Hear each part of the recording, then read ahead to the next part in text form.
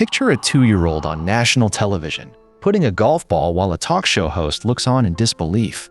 His father has already declared he will change the world. By 8, the boy beats the grown man who coaches him. His name is Tiger Woods, and for a generation, his story became the instruction manual for greatness. Start early. Pick one thing. Never stop drilling. But somewhere across the ocean, another boy was doing the opposite. He played squash, skiing, wrestling, skateboarding, tennis, anything with a ball. His mother, a tennis coach, refused to coach him. He was a late, wandering, unfocused kid. His name was Roger Federer. 2 boys, 2 opposite paths. Both ended up the greatest of all time. So here's the question that should keep you up tonight. Which one of them is the exception? For years, we thought the answer was obvious. Tiger was the blueprint. Roger was the fluke. A whole industry grew up around it. 10,000 hours of deliberate practice. Start your kid at 3 before the competition wakes up. Books with titles like Talent is Overrated promise that eminence could be engineered like a machine if you just began early enough and specialized hard enough. Parents believed it. Coaches sold it. It felt like control in a chaotic world, a formula for turning any child into a prodigy. Call it the cult of the head start. And its central promise was intoxicatingly simple. The earlier you begin, the further ahead you finish. It sounds like common sense. There's only one problem. When scientists actually went looking for tigers, they mostly found Rogers. Researchers studied the real developmental histories of elite athletes, not the myths, the records. And a pattern kept surfacing that nobody wanted to print. The future champions, on average, started later.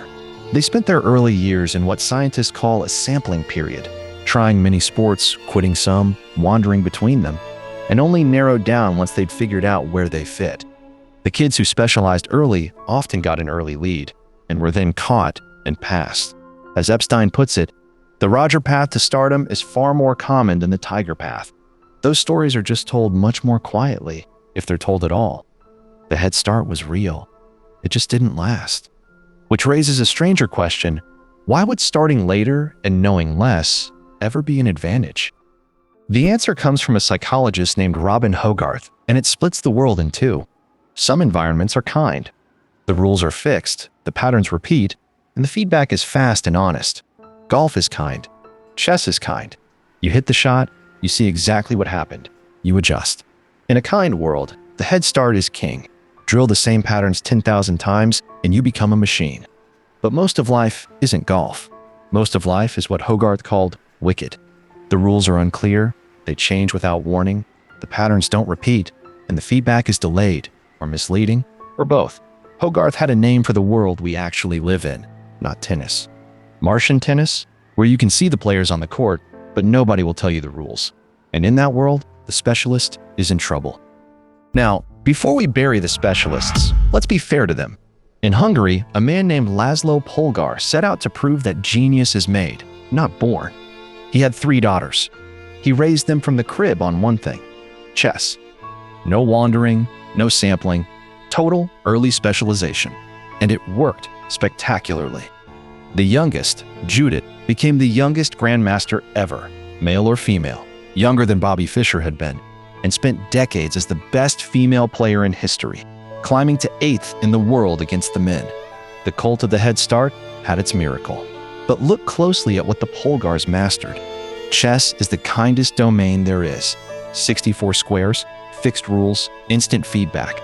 The engineered prodigy is real. It's just that the machine only runs on a very particular track. Step off it, into the wicked world, and the same early drilling starts to backfire. Here's where it gets unsettling.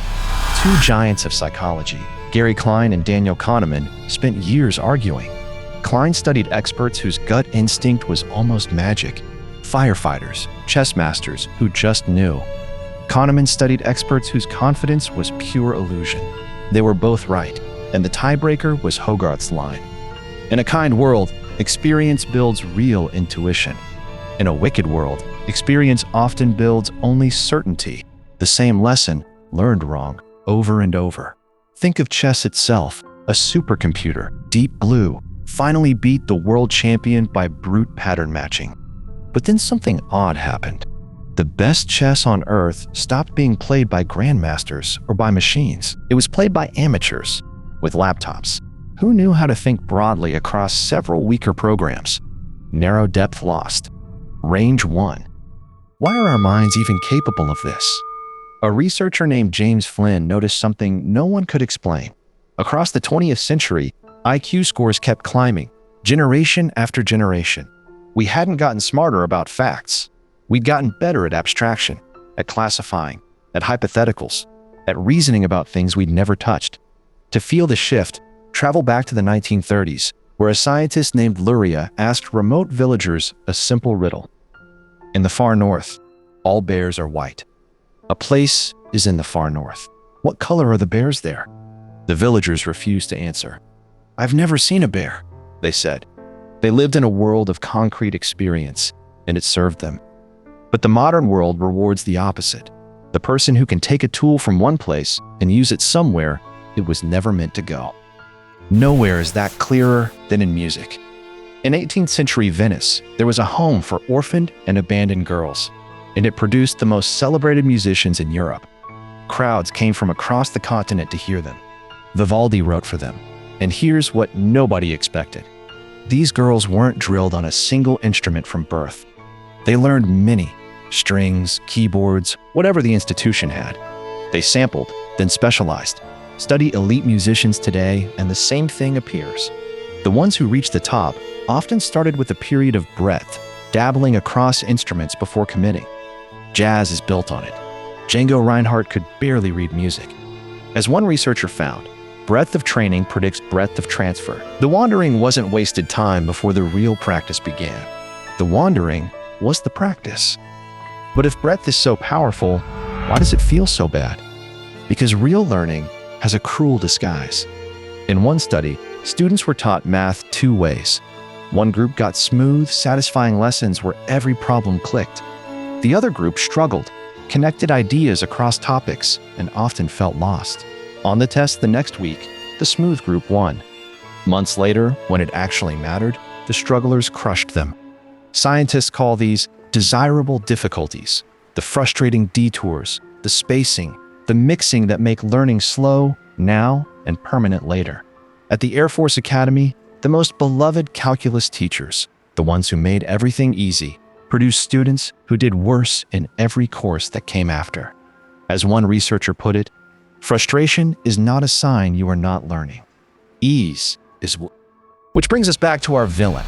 We spend billions trying to give children a head start, cram the facts in early, make the progress visible, watch the scores jump. And the scores do jump. That's the trap.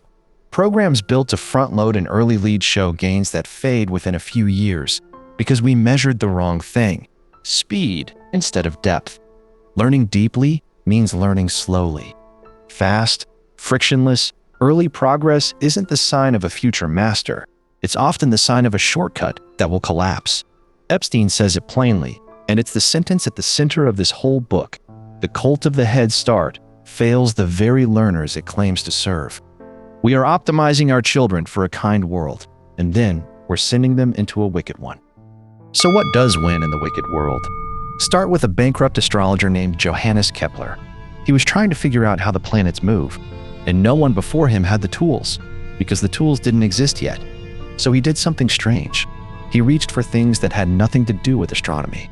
He imagined light. He imagined heat spreading from a fire. He imagined boats and smells and magnets. He borrowed idea after idea from distant corners of experience and dragged them across the sky until one of them fit. He called analogies his most faithful masters. That's the secret move of the wandering mind. When you've never seen this exact problem before, you win by pulling in something from a world that looks nothing like it. The specialist has one deep well. The generalist has a bridge to 1,000 of them. Now meet a man who failed at everything. He washed out as an art dealer. He was fired as a teacher. He flamed out as a missionary, giving away his own clothes.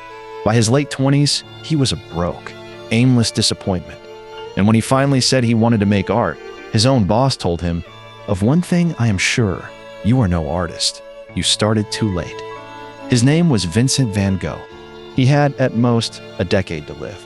And in a furious final burst of just a few years, he painted the sunflowers, the starry nights, the canvases that would hang in every museum on Earth. He was not a genius who wasted his gift. He was a man frantically searching for the one thing that fit, and the searching was the whole story.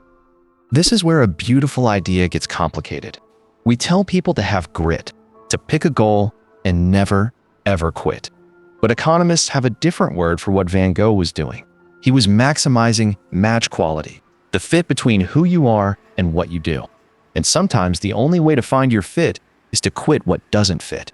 Study the students who specialized late instead of early, and they often earn more because they took time to find work that matched them.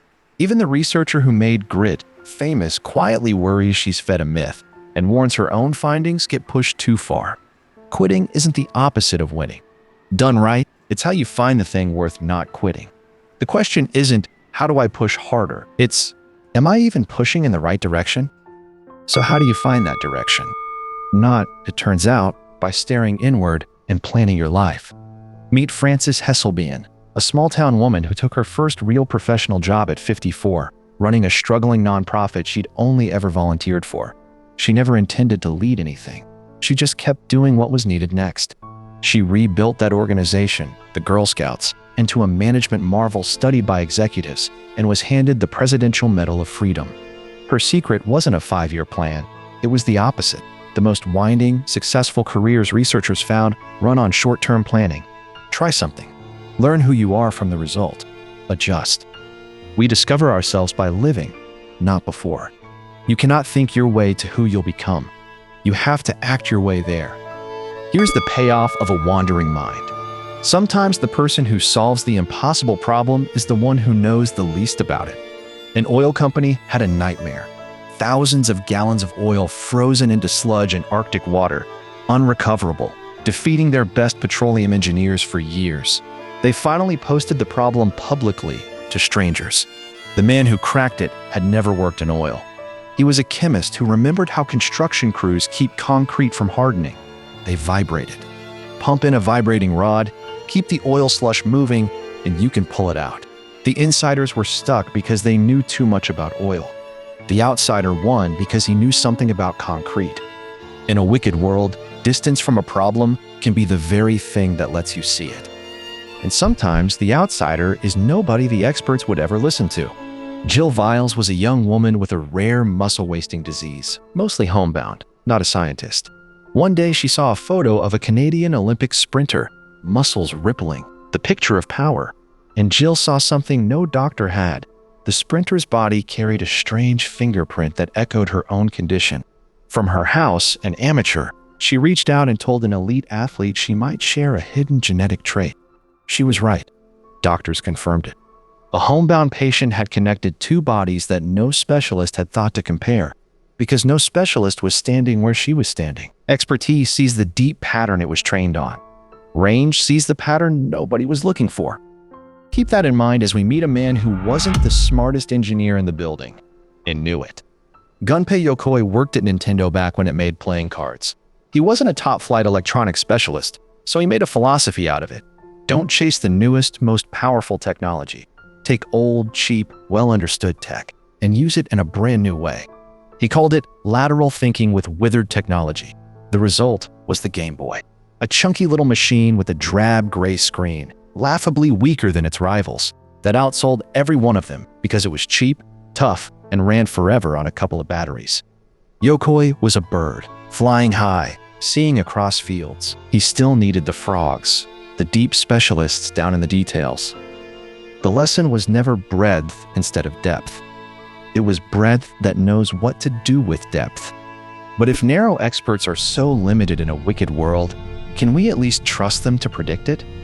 A psychologist named Philip Tetlock ran the definitive test. He gathered hundreds of celebrated experts and tracked their forecasts about politics and economics for years. The verdict was brutal. The average expert was about as accurate as, in his words, a dart-throwing chimpanzee. And here's the twist. The more famous and specialized the expert, the worse they often did. Tetlock found two types. The hedgehog, who knows one big thing and forces every event through it.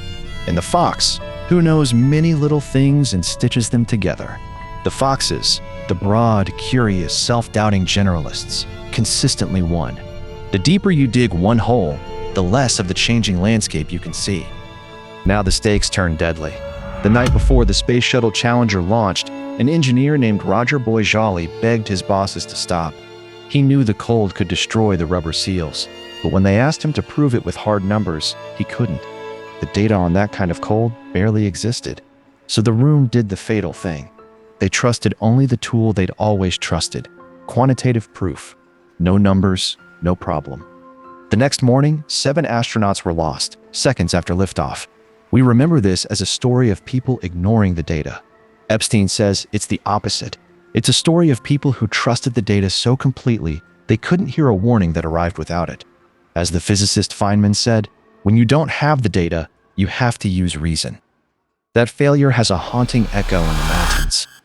A researcher named Carl Weick studied elite wildland firefighters who died in wildfires they might have outrun because they refused to drop their heavy tools and packs and simply run. Across a handful of fires, dozens of the best-trained firefighters in the country were lost, still holding the equipment that defined them. To drop your tools, one writer said, is to forget you are a firefighter, and that is the hardest thing in the world. But Weick found the flip side too. An Air Force rescue commander pinned by an impossible problem threw out his team's most sacred rule, that they always stay together, and by breaking it, brought every wounded man home alive. Range at its deepest isn't just gathering more tools. Sometimes it's the courage to set down the one that made you who you are. So what does this look like when it goes right? It looks like play. A scientist named Oliver Smithies did his most important work on what he called Saturday morning experiments, messing around with no goal, off the clock, when, as he put it, you don't have to be completely rational. That tinkering won him a Nobel Prize. Another researcher spent Friday nights on ridiculous side projects, once levitating a live frog with magnets, which earned him a mock Ig Nobel for silliness. Years later, another Friday night experiment won him the real Nobel for a wonder material called graphene. And a Chinese scientist cured a form of malaria by digging up a plant remedy from a text 1600 years old. They were all proudly deliberate amateurs, protecting the freedom to wander, to waste time, to torture the cucumber just to see what happens. Now, the honest part, because Epstein is careful, and so should we be. He's not saying specialization is bad or that quitting is always right.